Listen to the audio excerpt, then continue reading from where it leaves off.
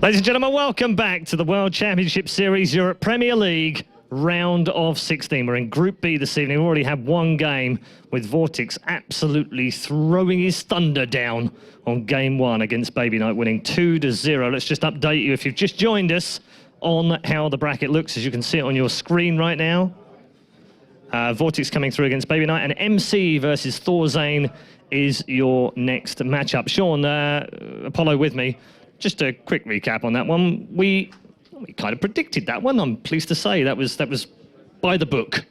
Yeah, Vortex has been playing some really, really good StarCraft. If you look at his actual results when it comes to tournament finishes this year, it's been pretty lackluster. But when you actually are a StarCraft fan and understand how the game works, you watch him play and you're like, oh, I get it. You're actually really, really good at this game. And that's what I felt a lot in the round of 32, in other tournaments outside of WCS, and he really brought the performance we all expected to see today. Yeah, he's been knocking on the door in Heart of the Swarm. He's not really, like you said, he hasn't really shown us any great results as such, but there's always, you look at his gameplay and you think, actually, he's a smart cookie. He knows exactly what he's doing. Last time I remember him having a big result was last year in the WCS Europe finals, finishing runner-up to Stefano, of course, and since then, not really all that much. It's kind of a similar story for MC in many ways. It's been, what, 18 months since he won IEM World Championship last year? That seems like years ago now. So they're almost in a similar sort of position, those two in this group, aren't they? Absolutely. I mean, MC, for me, when I look at the two players over StarCraft 2 forever, is miles and miles ahead of who Vortex is, right? But in recent times, when it comes to performances in Heart of the Swarm, they're both, as you say, in a very similar position. But for this season, the way Vortex is playing and the way that MC wants to be able to win this tournament, it's anybody's game. It is. We're going to move into our second game right now. As you can see, the two 22-year-olds on your screen have a bit of history, Sean. Let's just be frank about it right now. TSL 3 fans will be loving the fact that we've got an MC versus ThorZaIN game. I think they might even be wishing we had two of them tonight, and they might even get that wish too. In terms of how they match up against each other right now here in Heart of the Swarm, though, where's the money? MC, by a long shot here. MC has been getting better and better this year. He realized that he wasn't playing very well. He realized that his style wasn't working. He was way too aggressive, not really sitting back as much. And he's changed it up. He's been working a lot because in Season 1, he was nobody when it came to WCS points. He had to make the switch from Korea to Europe, came through Challenger League, came into Premier League, and then performed very well in Season 2. Second place in this tournament, this European Premier League. And then he's just been putting better and better performances. He's actually a complete tournament favorite. Where on the other hand, unfortunately for ThorZaIN, as for fans of ThorZaIN at least, you know, he's decided to go back to school. He's not playing as much. And one thing I read on his Twitter, I don't know, maybe a week or 2 weeks ago, is that he felt that after an 8-hour day at school, he gets back and he's really tired to practice and stuff. So that will affect him a lot. And to be honest, he's not really pegged to advance from this group, even though a lot of people would love him to do so. Yeah, definitely a fan favourite, that's for sure. Record against MC isn't that bad either. He's had some good results against the boss task, but like you say, maybe this is a bridge too far. If it is, how does he fit into the rest of the group? Does he still have a chance? I really have to put it favor. Anything's possible. It really depends on, you know, who's playing better on the day. MC's got a bit of a cold. He's sneezing and coughing over there. He's not in the best shape. So anything is possible. But I would say that ThorZaIN's probably going to lose this. But then if he loses this, he would have to face off against Baby Knight. And that really, you know, is a 50-50. I am not too sure. I would edge Baby Knight. But ThorZaIN, at least one thing we can look at as an advantage for him in this kind of group. Does this pressure, or non-existent pressure, kind of just relieve itself from him? He's not really expected to make it through by a lot of people. What happens if he says, you know, whatever, I'm going to do whatever I want, I'm going to play however I want, there's no expectations? That actually means a lot to a lot of players. Yeah, it's a really good point. We'll have to wait and see whether the lack of pressure does actually help him, and he plays with no fear whatsoever. He is, of course, known as the Spoon Terran, so he'd have to be flipping that one round completely. It's time for game number 2 in Group B of WCS Europe round of 16. Let's go over to our commentators for this one. It's Kalaris and Grubby. Thanks very much, Paul. Welcome back as we now get into the map vetoes here between ThorZaIN and MC. And oh boy, the pedigree behind this match is very, very strong. But MC, as of late, he has a bit more results to back up that credibility. Yeah, second place last season in WCS Europe. Very impressive win over MMA in 3-1 in the semifinals. But ThorZaIN is also a multi-tournament winner. A lot of people tend to forget that sometimes. I'm sure he hasn't forgotten it himself. No, indeed. And Belshir Vestige will disappear from him in the very, very beginning of this. And let's see what MC actually wants to go for here. I don't mind Belshir Vestige going for ThorZaIN. A lot of Protoss feel very comfortable on it. And you can see quite a wide variety from Protoss on that map. I mean, as a Protoss player, you were saying previously that Belshir Vestige for you against Zergs was a 6 out of 10. But against a Terran, how do you feel about that map? Much higher than that. So I don't blame ThorZaIN for removing that one at all. Polar Knight going away for MC. Kind of an awkward third expansion, well, third base positioning really. So it's very tough for MC to get that third, and then it becomes kind of predictable. Are you going to one base? Are you going to two base? Not surprised to see that one go. Frost for ThorZaIN. I see Frost as a map with so many possibilities. Oh yeah, and MC is a guy with a lot of tricks up his sleeve, so that must be the reasoning behind that removal. That's a really, really good point. And then finally, MC removes Yunsu. I actually feel that Yunsu allows a Terran, if they actually want to go into the current metagame against a Protoss with, like a lot of SCV pulls and things like that, you can get over there really, really fast. It makes it that little bit more potent. So I don't mind a map like Yunsu disappearing from MC. Yeah, I don't really have enough experience really on in Yunsu against Terran. In fact, I think when I play ladder, I have Yunsu, I have all the maps open, but I barely ever get a PVT there. So that must mean that Terrans don't like to play it. But MC removes it. Preference always over statistics. Always let preference count first. That's a funny thing that you mentioned there, because for me, when I started laddering on these newer maps, they were all in the map pool. I'd unticked everything, and it was fine, and it was great, and nothing was vetoed. But I didn't get the new maps for 30 games. I really want to play on the new maps. Come on, just give me some. Yeah. So that was a little bit of a shame. But now going on to this matchup specifically here, as ThorZaIN has, in my opinion, a mountain to climb. This is going to be a difficult series from him. MC in the tournament, in the WCS system as a whole against Terrans, hasn't dropped a single series. But ThorZaIN though, really? Yeah, not a single series. But we should come to ThorZaIN first, as he's back at school. That has to have a little bit of effect, at least some, on how much he's able to practice and how much he's able to get out of the game in general. Yeah, I agree it has a bit of an effect, but you never know if short-term, long-term, both cases separately, is it going to be a positive effect initially or negative? Because we've seen both. Most people who are pro gamers, a lot of the time they end up being a pro gamer because they like to play games. Yeah. Right? And they're like, hey man, I'm pretty damn good. I should try to compete. Maybe I can crush some skulls. And oftentimes that may happen. You kind of roll into it. There's not as many pro gamers who said, I want to be... Oh, it's even gold. Flawless victory. Flawless victory. Oh, man, that's... Okay, so again, to completely explain this, it's the WCS system only. So across DreamHacks, across Intel Extreme Masters, across Home Story Cups, everything there. And it's series play, right? Yes, series played. And it's 7 series won and 0 series lost. Okay. And the last 3 series were against the likes of Cass in the round of 32, MMA in the previous season, and also Alive at the Intel Extreme Masters Shanghai. So it's nothing to be scuffed at. These are high-class opponents. Some even outclassing ThorZaIN, people would say. So MC has a lot of power behind this matchup. But just to finish that part, sometimes pro gamers, when they have all the time in the world to practice, they find it difficult to use all the time in the world to practice. Because of discipline, because of variety, because of any number of reasons, which I'm sure would be really interesting to read about if someone did some excellent scientific research on it. However, as it stands, sometimes when people have gone back to school, they've actually started doing better, because the time that you spend away from StarCraft and away from home makes the time you have at home with StarCraft more precious. It's like, well, I only got 4 hours today, and you might get more done in 10 hours. It's really true. So maybe that'll work for ThorZaIN, and then again, maybe it won't.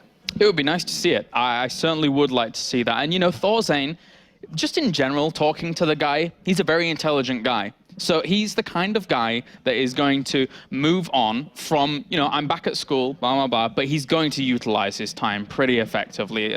Apollo mentioned previously that, there was times where, he felt a little bit tired after a long day's worth of studying. But at the same time, there's probably a few days as well where he's not that tired after studying. And those are the days that really come along and give him that real oomph to actually gaining a little bit more knowledge here. And you know what? It's better to be tired than restless. Yes. Oh, yes. There's nothing worse than days where you just sat there doing nothing. Yeah, you feel like a caged lion. Yeah. It's like, and I wish I was doing something. It drains you in a different way. It just makes you just like, tired is way more satisfying. Yeah, it is. It really is. You feel like you've achieved something, you've accomplished something, and that's certainly a good mentality to have about it. Yeah. All right, well, we are just waiting now as ThorZaIN has taken a brief break here.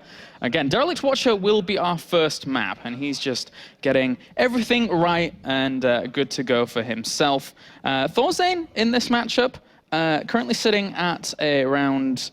where are we looking? We are looking at 45% across WCS system with 5 series won and 6 series lost. So there's a bit of, a discrepancy, a kind of hit and miss there. And actually, it's funny because ThorZaIN, out of all of the statistical analysis that I did when going into WCS Season 3, his statistics are so 50-50 across the board in like everything. He's like the most average, statistically speaking. Yeah. In comparison to every other player I've analyzed. So for ThorZaIN, again, there is that kind of hit and miss. That's great for him. He has 50% chance against MC then. Yeah, pretty good. That's science. that's science for you. That's fact. Yeah, that is a fact, actually.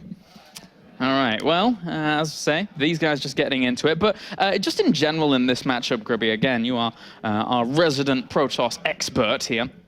How are you feeling in the matchup going up against a Terran? Do you feel comfort?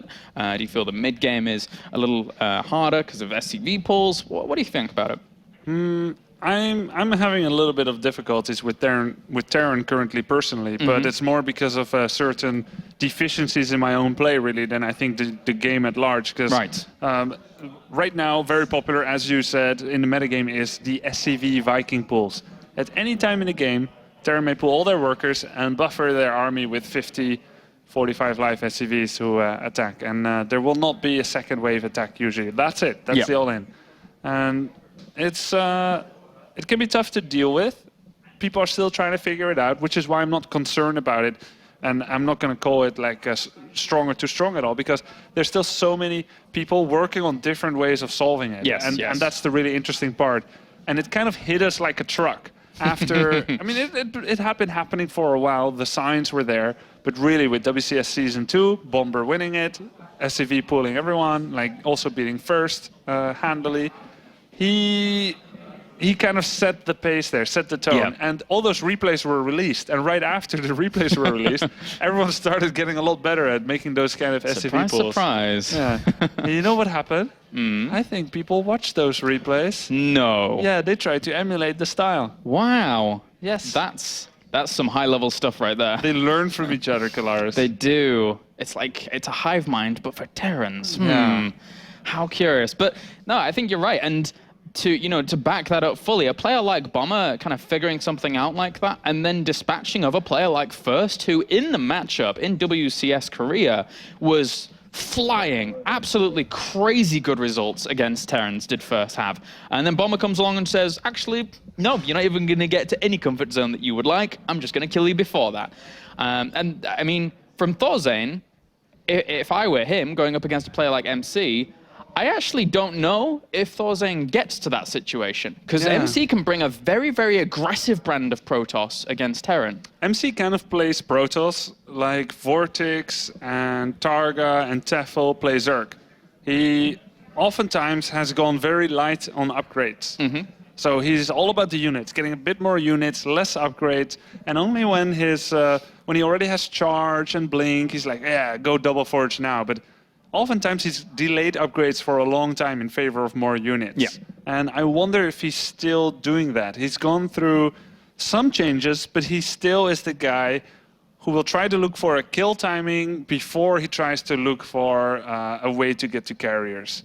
And he is as different in that from people like Hasselhoff and Todd as is possible, because they rather get carriers than kill timing. Oh, yeah. They're all about that 50-minute game. They're loving it a lot. I have to say, sometimes I like to do that too. Is this on your stream again? I'm a little bit of both. No. I mean, sometimes I also don't maybe do a kill timing when I could, and get some carriers out. Have fun with it, because that's what it's about. It's a fun game, gotta say. So we could see some aggression from MC. I thoroughly anticipate some aggression from MC just to kill off a Terran early, because he is absolutely crisp with his timings. And if you do not do anything about it as a Terran, if you do not see it come, if you do not prepare, this man, SKMC, currently sitting at $389,000 worth of prize money. He's a killer, and he will take all of that prize money and fund a lot of units early on and kill you. Indeed. All right, guys. Well, game at number 1 now on the way between these two titans of StarCraft history as we jump into Derelict Watcher for the first map. Oh, I'm loving this. ThorZaIN versus MC. Yeah, so nostalgic. Oh, it is. It really is. And we do have that red Terran spawning down in the bottom left-hand corner, representing evil geniuses as well as Sweden. Give it up for ThorZaIN.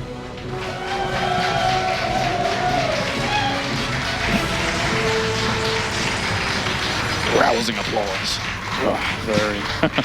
And spawning up to the top right-hand corner, our blue Protoss. You know him, you love him. Representing SKMC as well as Korea. Give it up for MC.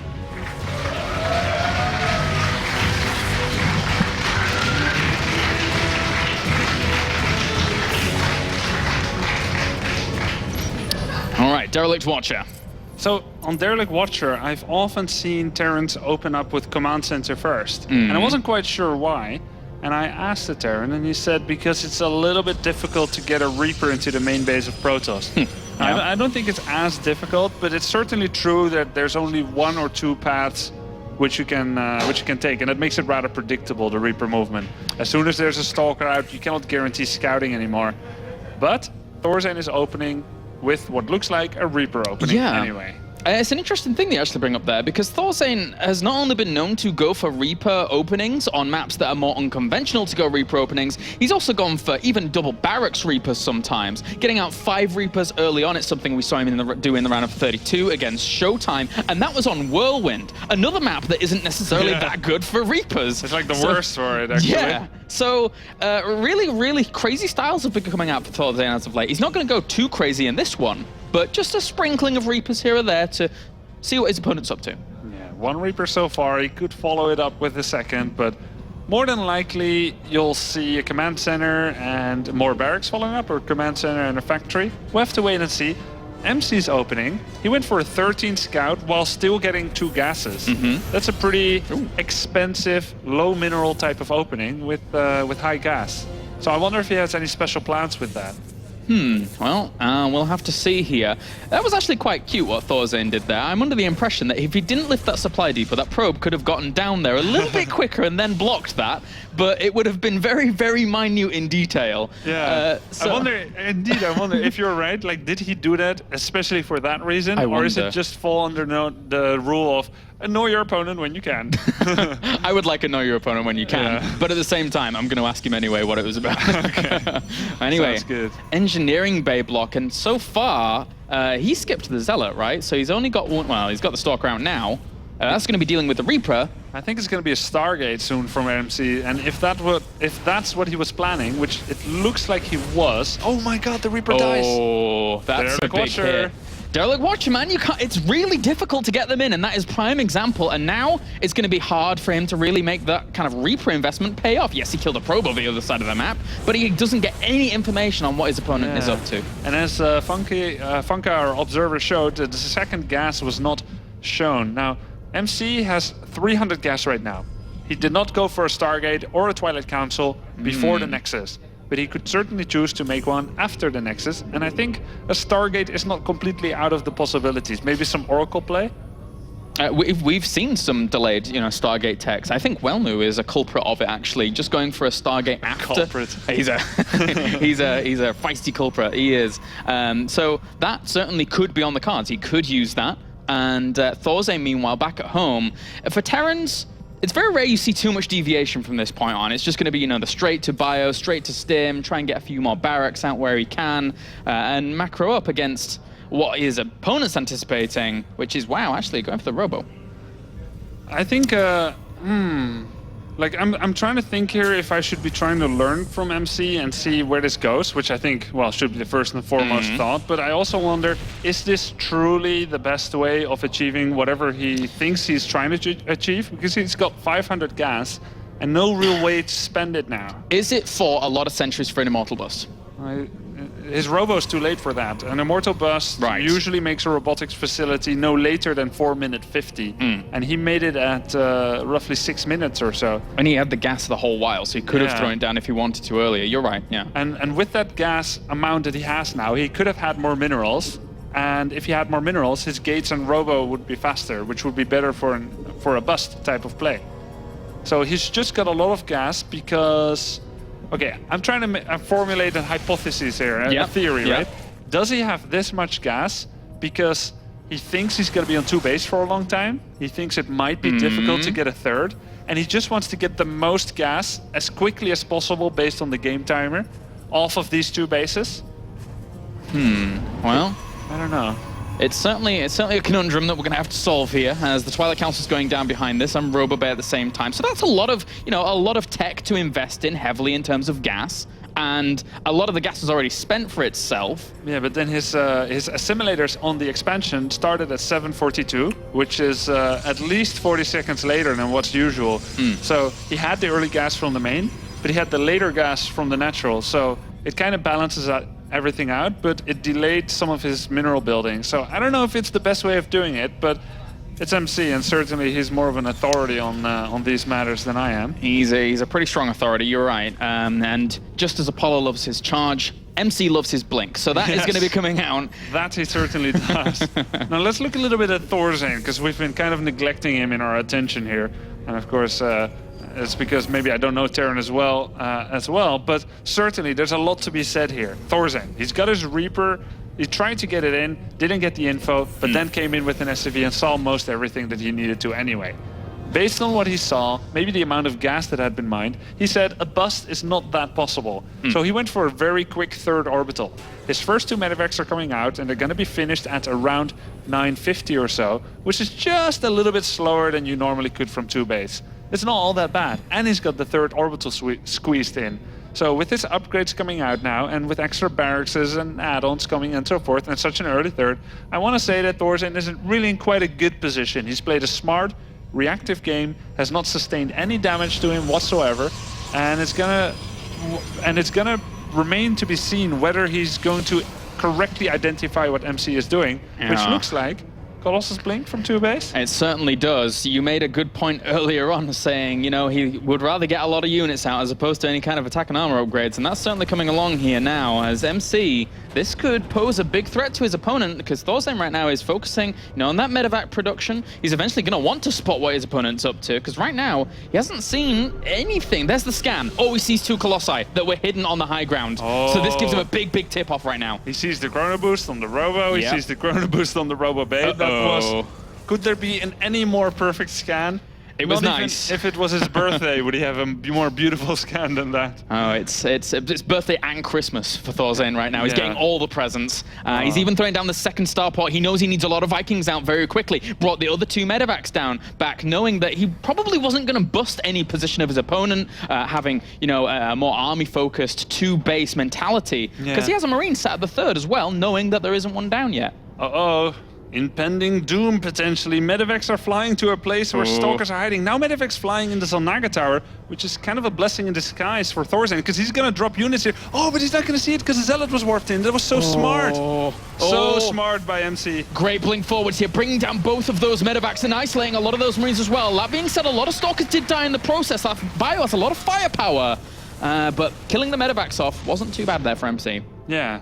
Okay, so MC kind of forestalled these medevacs from dropping in, but as our observer is pointing out, and as I was gonna, double units lost for MC. So although it was smart, his Stalker still kind of died to the bio. Marine Marauder would stim better than Blink Stalkers, especially since ThorZaIN has an attack upgrade, and MC doesn't even have any forges yet. Now MC going with the double Forge and double Templar, guys. The most standard of transitions at this period in the game. I guess it, just on autopilot, thinking, that maybe one had already come down. Or, I mean, he's going to have the double upgrades going, but they're going to be a little bit later. He even gets an observer killed off there at the front, which makes this a little bit harder for him. ThorZaIN's sitting really, really pretty right now. Good supply advantage. MC has 5 seconds to cancel his second Templar Arcos at the natural, and did he? He did. Oh, he did. Clutch. Oh, wow. Very good fundamentals. He keeps checking all his bases with the camera control keys, most likely, and he sees something's out of place. That's very hard. Like, usually when people build double buildings, they never cancel it unless it's someone with very good fundamentals.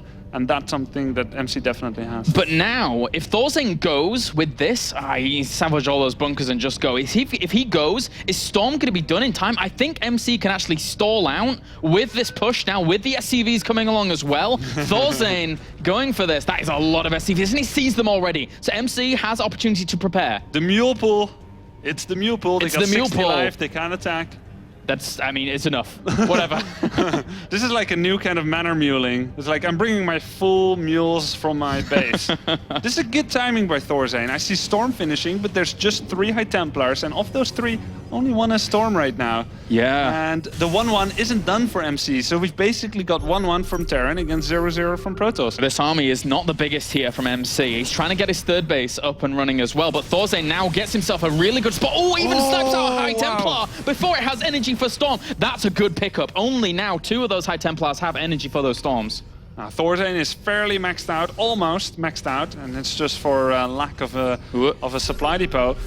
High Templars coming in, it's going to get a decent Storm, but the natural aggro AI of the units made him kind of run out of that Storm. Third Nexus, not going to come up. And ThorZaIN, he can kind of just stay here, and he's in a good position, but he's not completely ready for this. Force field start, but they mostly just force field out the SCVs. Oh, nice Storms as well. Will take down a lot of that bio, but the bio killing off the third base, tries to come in here, swings around to the side, kills off one of the 2 of the Colossi with the Vikings as well in tow. A great engagement from ThorZaIN, and he is looking in prime position. 130 supply to 65. MC did not cut it in game number 1, and ThorZaIN did very well. GG.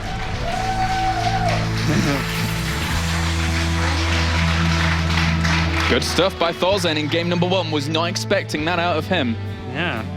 A little bit of a smile there. Not a bad start. He's like, I still got it. I'm going to prove all you wrong out there, all you doubters. That was a good game there by ThorZaIN. But now MC is just angry. You should not poke a sleeping bear, generally speaking. Unless it's like a koala bear. But then you should still not poke it, because it's really mean. That's true. But you'll probably be safe, though, unless there's like an animal activist. Have you ever seen a wet koala bear? A wet koala? A wet koala bear. I can't say that I have. They are the most terrifying creatures on God's earth. Are they angry? They look angry. How do you know? Don't get a koala bear wet. I will not. Thank you. Good. I'm cancelling my holiday. Yes, don't take a bucket of water with you. No, it's a bad idea. No, I'm not going to. All right, good. Thank you. Well, wow. You're right. MC, that could have been the kick in the balls that he needs to kind of wake up in this series. If that's what he needed, I could have just arranged that for him. You could have done. I think I remember you a couple of tournaments back actually saying that you needed a kick in the balls. I think it was WCS Europe. But you know that was metaphorical, right? Was it? Oh, I can imagine it would go really poorly. Yeah. If it was literal. All Protoss players, this is just what they need, that jolt to... Yeah. But not in a metaphorical sense? No, really in a metaphorical sense, only. Are you sure? Yeah, Positive? Don't take it literally. No? Oh, okay. You will not be doing me any favors. Damn. Oh, nor my potential future children. So, ThorZaIN, great game by him. And you know what? There were no engagements, really, except for the blink at the tower, which wasn't in MC's favor. They both did an arms race. MC stayed on 2 bases.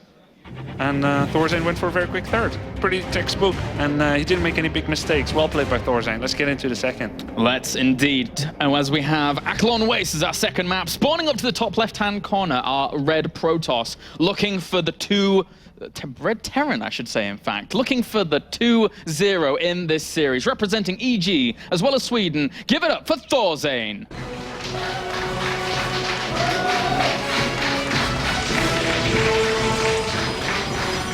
And spawn down to the bottom right. are blue Protoss, representing SK Gaming as well as Korea. Give it up for MC.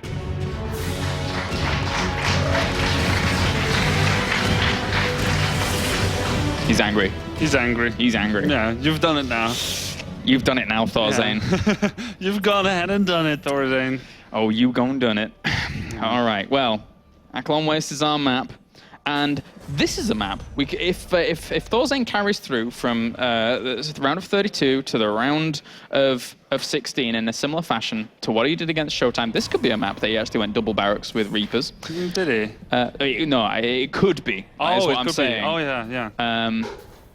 And that barracks is interestingly placed, actually. Yeah, he's already planning for a reactor later on. Of course, it's possible that he will go reactor after a single Marine or go reactor straight away and open with double Reaper. But we'll have to wait and see. Again, quick probe scout from MC at 13 supply, which allows him to play a reactive game, which I don't really feel like he did last game. There wasn't all that much like, oh, my observer's scouting you, you're doing this, so I'm gonna do this and this. He just got like every possible tech from 2 bases without like a real action plan. Not really. I mean, it's one part of MC I know. I was gonna say not really the MC I know, but it's like one part of him, and I think he's definitely gonna want to show another part. Yeah, I think so as well, because game 1 just didn't work out, unfortunately. No.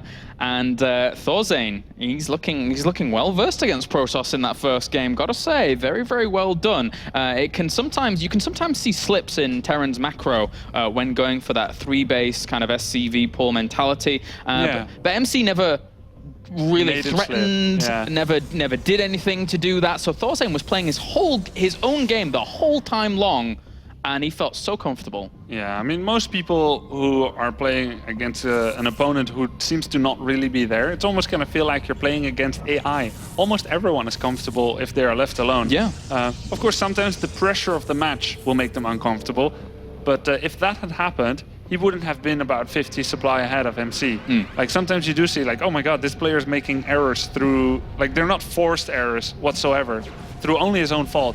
But in that case, ThorZaIN was comfortable. Now, he wasn't really tested by fire though, and let's see if MC will try to do that this game. First probe is getting attacked. And runs out of the way. He's going to try and hunt it down. Oh, he gets it in the end. Stalker is going to be on time. Oh. Sneaky, run away. Oh, he's going to heal on time. Oh, he technically would heal. It would be nice to pull some probes and get it. And, well, that denies the heal. Bye-bye. Okay, so nicely done there by MC in the end. Yeah, not bad at all. But losing a probe, not too bad for ThorZaIN as well. It's rare you actually see probes end up dying to that, but ThorZaIN did get one. And don't forget the double probe pool. It's a few more minerals down the drain. Yeah. Not too much, but a few. All right. So. Well, what are you expecting from MC? You were saying, a different part of MC coming into game number 2. Is there anything specific? Well, I'm just thinking, and it seems kind of out of the blue, but what if he throws up a Twilight Council? No, it's too late for that already. He's doing the massive gas build again. He is. Twilight Council. Hey. Yeah, I feel so good now. Good stuff. Okay, so what if he gets a Twilight Council, goes for Blink, and does like the 2 base, go into Blink some Stalkers in the opponent's base, anywhere from 6 to 12 Stalkers, try to do some damage, and then just develop into a normal game. And it really suits MC's style, because after doing that Blink play, you can go into Colossi, and your forges are delayed. But guess what? If you never make forges, you can't really call them delayed anyway, can you? No. So it kind of suits his style. Blink into Colossus, get back, just use massive units against someone who has a slightly crippled economy and who feels forced to really get in there and fight with you. Let's see if that happens. Well, I mean, basically the setup for him... Oh, hello. Hello. I was about to say the setup's exactly the same, but until that little Dark Shrine did sneak in. So does he go Warp Prism with this, or is he just going to poke at the front? Yeah. It's definitely going to be a Warp Prism. There comes one more Sentry. So his total unit count is 3 Stalkers and a Sentry. And he's got them all at home. He's not keeping one Stalker in front of ThorZaIN's ramp to see possible move-outs. He says, I have enough. Look at this, though. Very smart. Mid-game Reapers are the most tricky kind of Reapers. They are the tricky kind of Reapers. It's kind of like a surprise party. You didn't really see it coming, and you're not sure you're happy with it. It was birthday and Christmas before for ThorZaIN, and now he's giving MC his own little present. But he didn't get to the Dark Shrine. Yeah, but are the gates not a little bit late, Galaris? They are.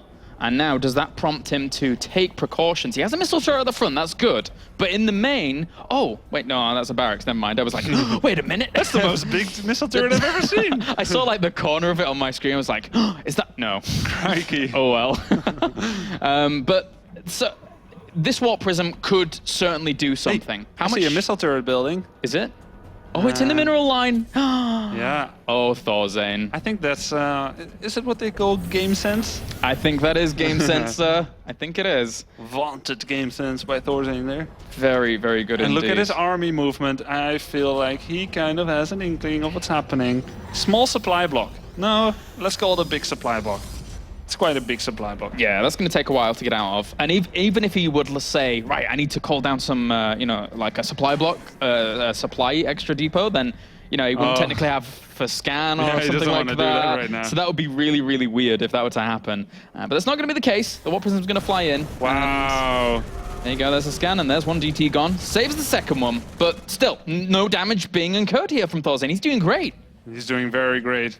Very, very nice here. Now we've got double forge and only one Robo Bay being made by MCs. Kind of the same follow-up, but I mean, like the same style, double forge and attack building. Last time it was Temp Archives, now it's time for the Robo Bay.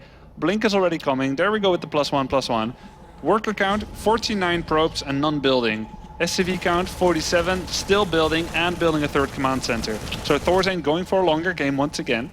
And MC, not quite sure. Yeah, there we go. More gates. Just wants a massive army. Nice, nice gateway counts. Going to be rocketing on up. Does he spend full chrono boosts on these double forges? I imagine so, just to get those upgrades going as quickly as possible, because he knows that they're late. So he has to catch up with his opponent who's had his +1 down. He's getting his +1 armor as well. Doesn't want to fall too behind in that regard. Okay, we've got the same type of double medivac drop again, as you might remember, which got countered by the 15 Stalkers or so, or 12. There they are again, Stalkers with Blink, they're gonna get one shot. Ooh. And not the double shot. So, ThorZaIN escapes disaster. He does. So at this point, ThorZaIN just needs to know, are you gonna make a third Nexus? If not, is there any reason in the world he should attack or even commit any portion of his army? I don't think so. Just save up. Yeah, just keep going, keep getting that third base and being happy as houses. Yeah. He's and they are truly happy. Oh, they are. A happy house, man. It's a happy family. Unfortunately for the MC right now, well, if you think about the Colossi here coming out and actually being around, eventually they're going to be pretty happy with themselves. But if an SCV pull comes again, oh wow, he's actually getting Ghost Academy. So he anticipates it being... He drops a scan and saw... He hasn't seen the Robo Bay. Did he? Yeah. He hasn't seen the Robo Bay, and that's why like, that's coming out. It's one of the most obvious follow-ups after going for DTs. You would think that you're already on Twilight Tech, you're going to go Templar Archives. Exactly. But it becomes a very fragile army, which is based on DTs and Templar, very expensive. And you want to kind of... You spend a lot of gas on all that. You want to kind of get something which is a little bit more mineral heavy, because you got to spend your minerals on something, and you don't just want it to be only zealots. So go for those Colossi.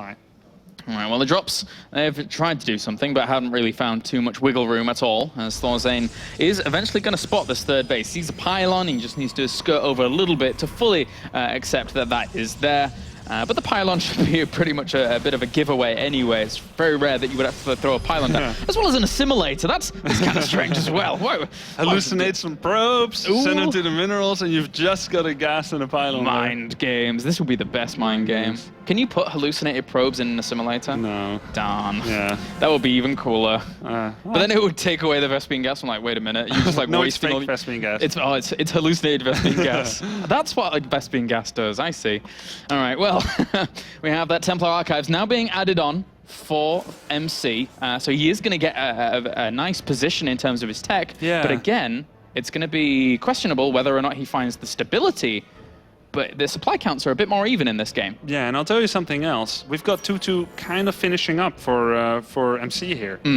And it's going to be against 2-1 from ThorZaIN. So ThorZaIN, instead of having a big upgrade advantage, it's going to be slightly behind, which Terran is kind of used to, so that's okay. But I'm most worried about the fact that ThorZaIN only has one starport, and he's had it for a while. And I'm taking a look at ThorZaIN's vision. he did see the Robo Bay. And I'm not quite sure what is his most recent updated view of MC's army. 3 Colossi, there we go with the second starport, finally. We've got 6 Vikings going into 8. Now, it has to be noted, MC is stopping at 3 Colossi, so having a delayed second starport and having 8 Vikings now isn't the worst thing in the world. It's kind of okay, because it's just the 3 Colossi, and they get countered pretty well by 10 Vikings. So ThorZaIN's army is shaping up to look really quite good and appropriate. What is this? Triple probe? He picked them up because they were stuck between buildings. I was wondering whether they were going to get stuck there, because it looks like a stucky place. A stucky place? Yeah. It's happened to me many a time recently, and I had to kill pylons. I didn't have the luxury of a warp prism. You want to know the secret? Yeah? Don't build anything on the corner of your next eye. That's true. All right. Whoop. Hold the phone, the SCVs are here. ThorZaIN is sticking to Game 1's plans. Storm is finishing, and we have how many High Templars? 5. 5. Nice EMP to unlock a few of those zealots. Always kill off a mothership core, so that means no time warps as well. Well, the photon overcharge is already there. So this will buy him a little bit of time, but photon overcharge isn't enough to fully shoo away this army. Yeah, CV's moving up. Doesn't really have that many force fields left in this. The stops. Oh, a great EMP! Hit all 4 of those High Templars. God. Absolutely fantastic land there for ThorZaIN. This is a prime position, prime opportunity to keep going forward. A great storm lands with the 1 High Templar that had energy left, but there's not enough damage left here. ThorZaIN is going to break through. The bio has killed off absolutely everything, and ThorZaIN marches forwards to victory. MC has nothing left. GG! Oh my God! Ladies and gentlemen, ThorZaIN coming along and saying, all those doubters, MC 2-0? Nuh-uh. Yeah. ThorZaIN 2-0. Feels just like TSL. EMP, crush the army. That EMP was king. King. But it really needn't have happened. Did it? Did it really need to happen? You mean like putting the High Templars spread out a little bit more? MC did a really good time warp. He force-filled it once, and ideally, I mean, anyone is going to say, spread your High Templars, keep them on hold, and bring forward 1 by 1. But it's so stressy, those situations, that sometimes it happens anyway. You hit the control group, you bring them forward to Storm, and they all go together. And it's kind of you fighting against the game engine. It did happen, it has happened, it will happen again to almost everyone, any Protoss ever, and it's happened to me. But it needn't have happened. Yeah. And because it happened, that's why MC lost easily. He got 1 storm off. ThorZaIN took the whole brunt of the storm right in the middle of his army. It hurt. It hurt like hell, but it was just 1 storm. And here we have the last moments there of that game with MC GGing out, and ThorZaIN very pleased with that win. That was a big hurdle for him in this group, and he overcame it with flying colors. That game went from 0 to 100 miles per hour in a second with that 1 EMP. Both games, really. Yeah. And if anything, this was a great win for ThorZaIN, but I'm just worried that he's not too happy about this one yet, because it's just the first game. You can imagine it was such a big challenge for him going up against the MC, that he hasn't dared to think too much beyond that, or even thinking about himself in the winner brackets. So still a big job to be done by all of the players in this group. Yes. Least of all for ThorZaIN. And well, I'm really curious to pick his brains about him. So am I. That's I'm very interested to see what he has to say about that as well. We need to ask him. What did we have to ask him about? I can't remember what our question was about the supply depot lift up. Yeah.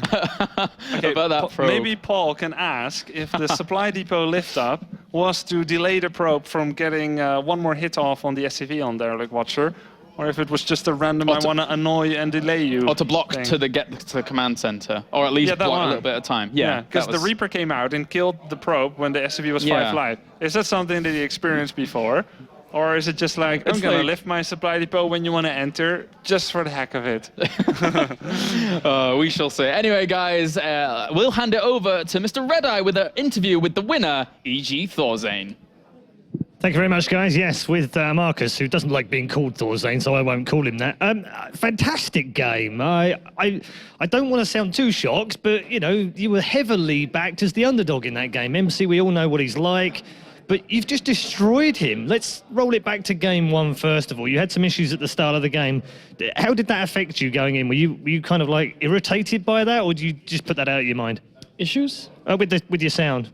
Oh, that wasn't anything. Like, I just didn't, because my in-ears broke when I was traveling here, so I had to get yours. So thank you very much for those. You're welcome. And I'll definitely give them back afterwards. Well, I think MC to break the whole series down, I think he maybe played a bit too safe. Maybe he was overconfident. It felt like he took his third base extremely late. Even his natural was laid by quite a lot both games. So. Yeah, game one, he was on two base for a very long time, but there was some interesting little play. I mean, Grubby made a point that there was the supply depot lift. Was that on purpose in game one? Which lift? Yeah, so you don't even remember it. He said it looked. The pro came in and you just lifted up just at exactly the right time. I don't remember. Like, no, I don't remember. So maybe it was lucky. Okay, and then what happened in the first game in terms of the way you were seeing it? Because from our point of view, it was very passive. You've already said he was very passive on those two bases. But then he had that stalker attack early on. There was a pylon you were killing off, and you literally dropped in there just as those stalkers came in. Were you worried when you lost those two medivacs? I saw his stalkers when I already had unloaded quite a bit of my army. So, like, I knew that he probably could kill that army off, but he would also have to take some losses himself. It wasn't like he just snapped two medivacs full of units. So, like, I felt like I was really far ahead because I had a really greedy third base. So I wasn't like, oh shit, I've lost the game now. And it didn't even end up killing my units. So. And then game two, talk us through game two from your point of view. Was that just, were you just going through the motions? I mean, he was starting to get upgrades. It looked like maybe he was going to make more of a game of it, but it just never came. And then you landed that terrific EMP right at the end. That EMP went down. It was almost like the light in your eyes came on. You went, okay, it's time to go now. Yeah, that was a really juicy EMP. Like, felt so good. Okay, so 2-0 over the boss task. Now, do you even... Like, how do you prepare now for the next game? You got to play Vortex in the final for a place in the quarterfinals. Well, unfortunately, I played like 99% TVP and like maybe one single game because I was matched up against like Zerg on ladder. So I'm not really that prepared. But before, like if this was 1 week ago, before I started practicing TVP, I would say that TVC is my strongest matchup. So I still think I got what it takes. Okay, well, best of luck. And one final question. This season is kind of an odd one for you. We've seen you in the Premier League all 3 seasons, but we haven't seen you in the round of 16 do well before. You came obviously in season 1, didn't make it to the quarterfinals, didn't make it through last season. In a way, you're kind of not expected to now because you've returned back to studying and StarCraft is now harder for you to practice. So does this make this victory even sweeter? I think people think I have no time at all, but like what Apollo said before about my tweets, I didn't actually say after coming back home from 8 hours of school, like I have like school 2 days a week for like 3 hours. And then like there's of course a lot of studying at home, but like I still have a lot of time to practice, at least for now. Like when things really start going, I might have less time, but as it is now, I still have practice time. All right, great to clear that up. Thanks very much and congratulations. 2-0 winner. ThorZaIN is through to the winner's game and we'll play Vortex next. Let's get some breakdown now with Apollo. Well, hello everybody. ThorZaIN, I love you too, buddy.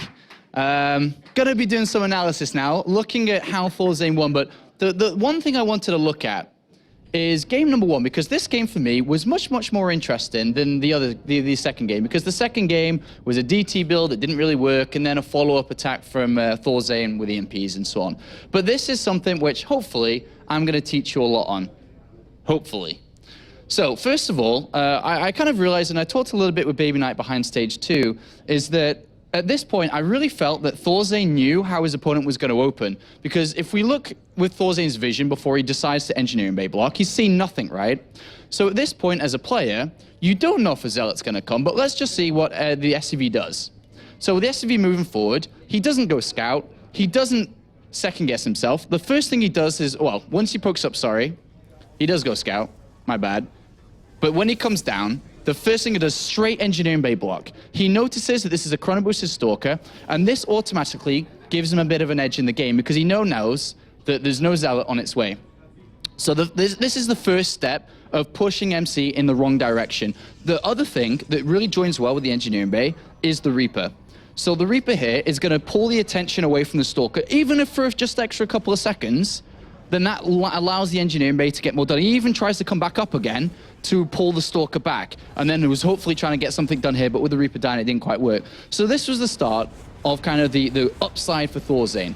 But what I wanted to really focus on in this game was the gas pileup, which started to happen from MC. And I really thought hard about this while watching it, because Grubby was like, you know, trying to break down what it really meant and how it meant, or how it meant for MC. And what I really thought about was, why has he got so much gas? And it's not like MC to make such a big mistake. So what ends up happening through all of his tech structures, the robotics facility, the Twilight Council, Blink, Colossus, and Thermal Lance, once all of these start together, the gas goes bing, right back down to 0. So if we look in the production tab, Twilight Council, Robotics Bay, the gas is starting to sink. And if he hadn't have had all that gas banked up, he would not have been able to line everything up nicely together. Blink starts, as soon as the Robotics Bay is done, the Colossus starts first of all, and then Thermal Lance. Look at it, it's always hovering in the right area. As soon as 200 ready, bam, Thermal Lance. So if we pause for a second, at this point, everything's lined up really well. The one thing which Baby Knight really pointed out to me when we were talking back and forth about how this should set up and how the build should work is, why get Blink this early on? And I really do agree with him that this is a bit of a mistake. The one advantage of getting Blink this early on is that you're able to catch, let's say, units if they were moving out. But at this time, at 8 minutes, 9 minutes, whatever time it is now, 9:30, what are we really going to see move out? And at this point, nothing. If he had not gotten Blink, gotten 2 sentries, because Blink costs 150 gas. If he'd gotten 2 sentries, which is 200 gas, then got Blink after, instead of getting sentries now, obviously they'd have more energy, this build is really slick, really slick. And the idea of it, if you didn't realize already, is a massive 2-base Colossus timing. The problem for MC is that a scan lands in his main base. So if we just play on from here for a little bit, a scan ends up landing here very soon from ThorZaIN, sees everything. And then all of a sudden, MC's like, oh God, it's been revealed. This scan reveals everything. And all of a sudden, ThorZaIN knows what to do. From this point, MC's in a bunch of trouble. It's not going to work. He moves out, if we fast forward a lot now, he moves out with Stalkers to try to get something done over here, loses Stalkers, and obviously Stalkers are meant to be very good against killing Vikings, but he loses 4 for 2 medivacs, not very good. And from this position, you know, double Temporal Archives, double Forge, double upgrades, MC's decided it's not going to work, it's been spotted, I've lost Stalkers, abort the plan. But on the other side of things, as a Protoss player, when you try to execute something, as Baby Knight tried earlier on and failed, you have to execute it properly, otherwise you're way behind. ThorZaIN already had an execution in his mind too, which was the classic innovation, bomber style, SCV pull, go for the win. So what we end up seeing here is, because MC's so far behind, no upgrades, no storm, few Vikings, fights out in the open, Mothership Core's missing on top of that because he doesn't have any time warps available, everything just doesn't work. And as we can see, these whiff storms miss, another one misses as well, and from this position, ThorZaIN's able to pick up a nice game number 1, and to a surprise of many, was able to topple the giant MC, who's pegged as a favorite in this group. So hopefully he was able to break down that game, how it worked out from both sides, MC and ThorZaIN. And for now, let's go back to Red Eye. Thank you very much, Sean. Yes, why, hello there. Welcome to WCS Europe. If you've just joined us, you've missed 2 fantastic games in Group B. ThorZaIN upsetting the odds from everyone except for one. Well done, Aligulak. You spotted that one perfectly. They did predict a ThorZaIN win over MC, despite the fact that everyone outside of EG land said it was going to be MC. What a crazy night of StarCraft 2 action we're having yet again. It's always fantastic to see these games going on in WCS. Don't forget, we also have a competition going on. The memes can keep coming, but I also want to update you about the Roccat competition as well. Just pop over to their Facebook page, facebook.com/Roccat. It's on your screen right now. And make sure you like the picture of Dimaga in there, because you could then be entered to win one of the Roccat Cone Pure optimal mouse devices, 4000 DPI, fantastic bit of kit, and you'll be entered into a draw to win that. Very nicely done by Roccat. Don't forget also, we've got a meme competition going on, or just any image you like with some words on. I guess that's what we would define as some kind of meme. To win a StarCraft 2 Heart of the Swarm Collector's Edition, not dropped by me, you'll be pleased to hear, but signed by the players that have played here in Group B. All you've got to do is do the image yourselves, make sure it's original, and then use the hashtag #WCS, and we'll pick it up. In the next segment, after our winners game, we'll show you some of the artistic fun that you guys have been having. There's been an absolute ton of them coming in. Do keep them coming, though. The winner will get a collector's edition for Heart of the Swarm. We're going to take a very quick break. When we come back, though, it's the winners' final for Group B.